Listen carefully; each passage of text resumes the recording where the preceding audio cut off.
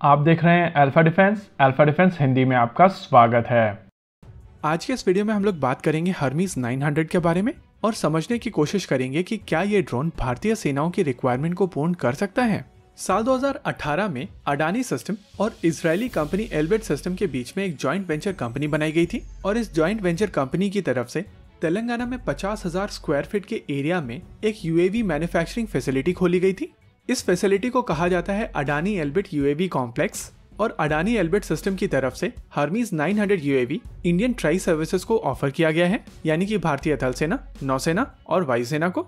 ये फैसिलिटी साल 2018 में लॉन्च की गई थी और इस समय इसी फैसिलिटी से एल्बिट सिस्टम के जो वर्ल्ड ऑर्डर हैं, यानी कि अलग अलग देशों के जो अलग अलग ऑर्डर्स हैं, उनको केटर करने के लिए कंपोनेंट्स इस समय इसी फैसिलिटी से बनाए जा रहे हैं और अभी तक इस फैसिलिटी को भारतीय सेना की तरफ से ऑर्डर नहीं मिला है।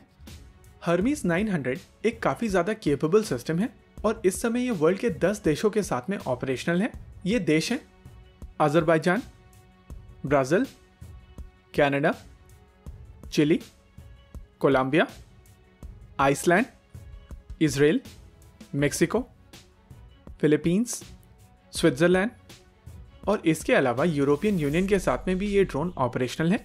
अगर कैपेबिलिटी की बात की जाए तो 8.3 मीटर की लंबाई वाला ये ड्रोन 15 मीटर का विंग स्पैन रखता है और इसको पार किया जाता है एक रोटैक्स के 914 इंजन के साथ में। ये इंजन 115 हॉर्स पावर की पावर जनरेट कर सकता है। अगर पर्सपेक्टिव को समझने के लिए इसे अगर रुस्तम 2 के साथ में कंपेयर किया जाए तो रुस्तम 2 में 2 रोटैक्स के सेम इंजन का प्रयोग किया जाता है और आने वाले समय में रुस्तम 2 में 180 हॉर्स पावर या 220 हॉर्स पावर के इंजन को लगाया जाएगा और इसी वजह से रुस्तम 2 जब ऑपरेशनल हो जाएगा तो ये ज्यादा पेलोड कैरी करेगा। उसके अलावा ये ज्यादा एल्टीट्यूड पर फ्लाई करने में भी सक्षम होगा।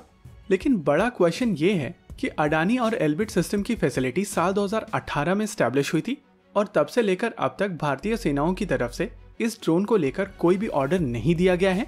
और क्या कारण है कि रुस्तम 2 जो अब तक रेडी नहीं है उसको लेकर सेनाएं एक्साइटेड हैं, लेकिन इस ड्रोन को लेकर सेनाओं की तरफ से ऑर्डर नहीं आ रहा है। इसको समझने के लिए आपको हर्मीज 900 की स्पेसिफिकेशंस पर वापस जाना पड़ेगा।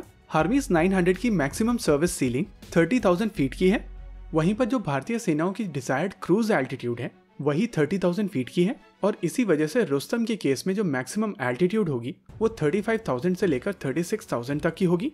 वहीं पर ज्यादा पावर वाले इंजन के साथ में रुस्तम 2 कंपैरेटिवली ज्यादा पेलोड भी कैरी कर सकेगा और इस हिसाब से अगर आप रुस्तम को कंपेयर करते हैं दूसरे सिस्टम्स के साथ में तो आपको समझ में आएगा कि भारतीय सेनाओं की रिक्वायरमेंट मार्केट में अवेलेबल सभी सिस्टम से एक नॉच ऊपर की है। वहीं अगर बात की जाए कैपेबिलिटी की तो कैपेबिलिटी के मामले में Rustam 2 United states of America के रीपर और टर्की की तरफ से बनाए जाने वाले अकिंजी से एक नॉच नीचे होंगे और बाकी ये सब ड्रोन चाहे वो आंका हो, बायरक्टर हो, MQ-1 प्रेडेटर हो या हर्मीज हो, ये सारे के सारे ड्रोन्स कैपेबिलिटी के मामले में रुस्तम 2 से एक नॉच नीचे हैं। और अगर अभी भारतीय सेना को MQ-1 प्रेडेटर लेवल की ही कैपेबिलिटी चाहिए तो रुस्तम 2 उसके लिए तैयार है। आप में से कई लोग बोलेंगे कि क्या बात कर रहे हो यार, इंडिया का Rustam 2 United states of America के MQ-1 प्रेडेटर से बेहतर है। देखिए, सबसे पहले आप प्रेडेटर और रीपर के बीच में कंफ्यूज मत होइए। अभी जो ड्रोन आप अपनी स्क्रीन के ऊपर देख रहे हैं ये MQ-1 प्रेडेटर है और आप इसकी टेल को काफी क्लोजली ऑब्जर्व कीजिए। इसकी टेल नीचे की तरफ है। ये सिस्टम केवल 2 हेलफायर मिसाइल ले जाने में सक्षम है। इस ड्रोन को भी हर्मीज 900 की तरह रोटैक्स के 914 इंजन से पार किया जाता है। इसकी सर्विस सीलिंग 20,000 फीट की है और इसका एंड्योरेंस 24 आवर का है। और अगर आप इसको कंपेयर करेंगे रुस्तम 2 के साथ में तो आप क्लियरली समझ सकते हैं कि सभी पैरामीटर में रुस्तम 2 इस अनमैन्ड एरियल व्हीकल से बेहतर है। वहीं अगर भारतीय सेनाओं की रिक्वायरमेंट की बात की जाए तो हर्मीज और प्रेडेटर जैसी कैटेगरी को एड्रेस करने के लिए भारतीय सेनाओं के पास में हेरॉन ड्रोन काफी अच्छी मात्रा में ऑलरेडी अवेलेबल है। कुछ समय पहले भारतीय सेनाओं की तरफ से अपने हेरॉन ड्रोन्स को आर्म करने के लिए प्रोजेक्ट चीता को स्टार्ट किया गया था, यानी कि ओवरऑल भारतीय सेनाओं की इमीडिएट रिक्वायरमेंट ऑलरेडी एड्रेस की जा रही है और उस हिसाब से भारतीय सेनाएं कुछ समय तक अपनी रिक्वायरमेंट के लिए टेलर मेड ड्रोन के लिए वेट कर सकती हैं। वहीं पर इस ड्रोन के साथ में रीपर को भी कंपेयर करना सही नहीं है। अभी आप अपनी स्क्रीन के ऊपर रीपर ड्रोन को देख सकते हैं और प्रेडेटर की तुलना में इसकी अगर टेल को आप ऑब्जर्व करेंगे तो इसकी टेल ऊपर की तरफ है। इस ड्रोन को बेसलाइन प्रेडेटर की तुलना में लगभग 8 गुना ज्यादा पावरफुल इंजन से पार किया जाता है, लेकिन इस ड्रोन की एंड्योरेंस प्रेडेटर की तुलना में कम है। पूरे लोड के साथ में ये ड्रोन लगभग 14 घंटे की एंड्योरेंस देता है। हालांकि अगर लोड को कम किया जाए तो इसकी एंड्योरेंस बढ़ सकती है। MQ-9 रीपर का रियल पंच इसका वेपन लोड है। ये ड्रोन 1700 किलोग्राम का पेलोड ले जाने में सक्षम है और जैसा कि अभी आप अपनी स्क्रीन के ऊपर देख सकते हैं, 4 हेलफायर मिसाइल के साथ साथ 2 लेजर गाइडेड बॉम्ब इस समय ये ड्रोन कैरी कर रहा है और 14 घंटे से ज्यादा की एंड्योरेंस के साथ में ये लोड आउट किसी भी कॉन्फ्लिक्ट का रुख बदलने में सक्षम है। वैसे रुस्तम 2 की टाइमलाइन को लेकर बहुत लोग बहुत ज्यादा नाराज हैं और मैं भी इस चीज से बहुत ज्यादा खुश नहीं हूँ, लेकिन जो एग्जैजरेशन के साथ में बातचीत की जाती है कि 10 साल से रुस्तम 2 के ऊपर काम हो रहा है और अभी तक ये ड्रोन बन नहीं पाया है, उनसे मेरा सिंपल सा क्वेश्चन है कि भैया ये बताइए रुस्तम 2 की फंडिंग कब क्लियर हुई थी और इस एयरक्राफ्ट ने अपनी पहली उड़ान कब भरी थी।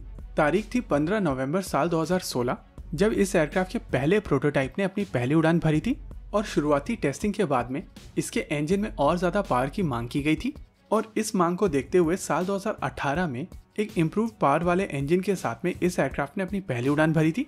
इस इम्प्रूव्ड इंजन के साथ में ये एयरक्राफ्ट अपनी टेस्टिंग कर ही रहा था कि लगभग 1 साल के बाद में यानी कि सितंबर 2019 में इस अनमैन्ड एरियल व्हीकल का एक प्रोटोटाइप क्रैश हो गया था, जिसके बाद में काफी ज्यादा चेंजेस के साथ में जैसे कि satellite communication, automatic take off और लैंडिंग, इस तरीके की कैपेबिलिटी के साथ में तपस BH-201 को बनाया गया, जिसने अपनी पहली उड़ान 16 अगस्त 2020 को भरी थी। यानी कि साल 2016 से लेकर 18 तक जो टेस्टिंग की गई थी वो नए इंजन के आ जाने के बाद में पूरी तरीके से वैलिड नहीं रह जाती है और क्रैश के बाद में जो चेंजेस किए गए थे उनको भी दोबारा टेस्ट करना जरूरी था। उस हिसाब से ये जो आर्ग्यूमेंट दी जाती है कि इस सिस्टम की फॉरएवर से टेस्टिंग चल रही है वो मेरे हिसाब से वैलिड नहीं है। भाई मैगी थोड़ी ना बना रहे हैं 2 मिनट में बन जाएगी, वैसे मैगी भी 2 मिनट में नहीं बनती। देखिए चीजें समय के साथ साथ बदलती हैं और जिस हिसाब से थ्रेट एनवायरनमेंट बदल रहा है उस हिसाब से सेनाओं की रिक्वायरमेंट बदलती जाती हैं और इसी वजह से सेनाओं की जो बेस रिक्वायरमेंट होती है वो समय के साथ साथ चेंज होती रहती है। इसी वजह से आजकल के जो मॉडर्न प्रोजेक्ट्स हैं उनको एजाइल रखा जाता है। हालांकि इसका डाउनसाइड है कि चेंज रिक्वेस्ट के चलते प्रोजेक्ट की टाइमलाइन बढ़ जाती है। वहीं पर कई लोगों की तरफ से कहा जाता है कि भारत को टर्किश प्रोग्राम से कुछ सीखना चाहिए कि किस तरीके से टर्की ने बायरक्टर ड्रोन्स को बहुत ही जल्दी बनाया है। इस बात में कोई दो राय नहीं है कि टर्की की तरफ से अपने ड्रोन प्रोग्राम के ऊपर काफी ज्यादा एम्फेसिस दिया गया था और उन लोगों ने काफी सही तरीके से अपने ड्रोन प्रोग्राम को डेवलप किया है।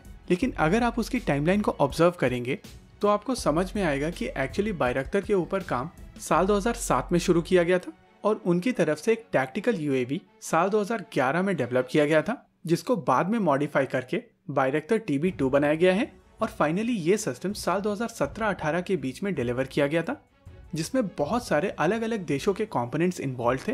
कुछ कंपोनेंट UK के थे, कुछ कनाडा के थे, कुछ जर्मनी के थे और नेटो मेंबरशिप होने के कारण टर्की के पास में इन सभी टेक्नोलॉजी का एक्सेस था। बावजूद उसके उनको लगभग 10 साल लगे हैं एक ऐसा ड्रोन बनाने के लिए जो आज की तारीख में इंडियन आर्मी की रिक्वायरमेंट के हिसाब से अनफिट है। देखिए ये चीज मैं बार बार आपसे कहता हूँ कि जब भी कोई कहता है कि सब चीजें गलत हैं वो सही नहीं हो सकता, और अगर कोई कहता है कि सब चीजें बिल्कुल सही हैं वो भी सही नहीं हो सकता। सच्चाई हमेशा इन दोनों के कहीं बीच में होती है और उसी हिसाब से भारतीय ड्रोन प्रोग्राम ना ही पूरी तरीके से खराब है और ना ही बहुत ही बेहतरीन है। सच्चाई कहीं ना कहीं बीच में है और भारत के पास में बहुत सारा स्कोप है इसको इम्प्रूव करने का। इसी के साथ आज के इस वीडियो में रखते हैं केवल इतना ही।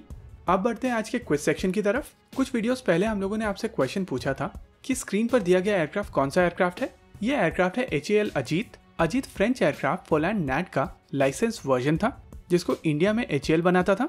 अब बढ़ते हैं आज के क्विज सेक्शन की तरफ। स्क्रीन पर दिए गए सिस्टम का नाम बताइए। आप इसका आंसर हमें कमेंट सेक्शन में दे सकते हैं। वीडियो को अंत तक देखने के लिए धन्यवाद। देखते रहिए अल्फा डिफेंस। जय हिंद।